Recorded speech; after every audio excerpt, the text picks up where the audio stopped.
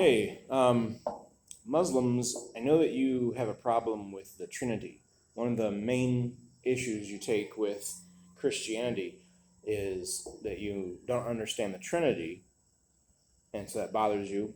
And to be fair, a lot of Christians don't understand the Trinity, but if you study the Bible, you'll get to understand it, I think, as best as we can this side of eternity.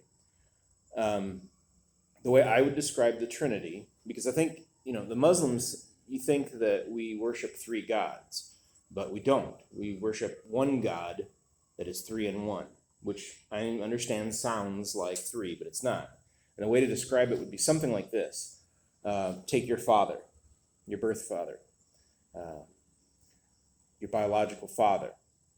So he was your father, is your father, and he also was someone else's son, father and son. He's also your mother's husband. So he was father, he was also a son, he was also a husband. Three in one person. Another way to describe it, the Trinity, would be something like an egg. The egg is the shell, the white, and the yolk.